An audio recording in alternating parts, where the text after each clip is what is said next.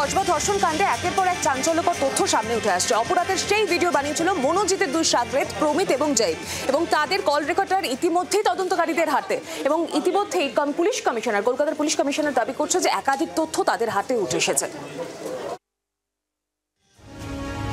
দেখতে দেখতে কসবা গণধর্ষণ কাণ্ডের 5 দিন পার। ঘটনায় 3 মূল অভিযুক্তকে গ্রেপ্তার করলেও তাদের বিরুদ্ধে যাবতীয় তথ্য প্রমাণ জোগাড়ে কোমর বেঁধেছে 9 সদস্যের বিশেষ তদন্তকারী দল। সিসিটিভি ফুটেজের পর এবার অভিযুক্তের মোবাইল ফোনে নজর পুলিশের।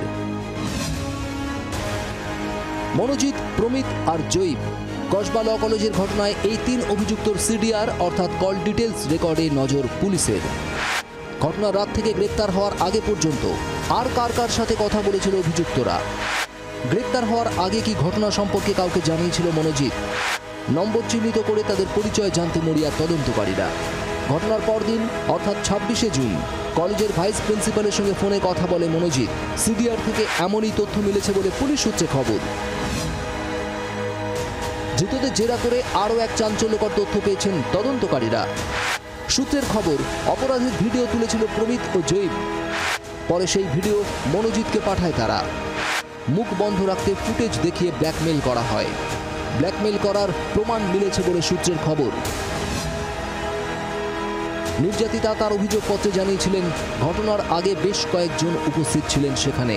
কলেজ কর্তৃপক্ষের থেকে পাওয়া তথ্যের ভিত্তিতে 17 জনের তালিকাও তৈরি করেন তদন্তকারীরা। তাদের একে একে কসবা থানায় ডেকে পাঠিয়ে জিজ্ঞাসাবাদ করা হচ্ছে।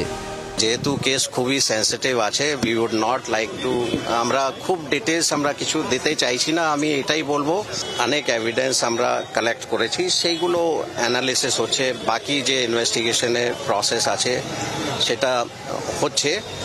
কলকাতা পুলিশের তরফে সোশ্যাল মিডিয়া পোস্টে জানানো হয়েছে কিছু ব্যক্তি নানা উপায়ে নির্যাতিতার পরিচয় প্রকাশ করার চেষ্টা করছেন। তাদের বিরুদ্ধে কঠোর আইনি ব্যবস্থা নেওয়া হবে। ব্যুরো রিপোর্ট, জি 24 ঘন্টা। বাংলার আওয়াজ, বাঙালির আবেগ, জি 24 ঘন্টা।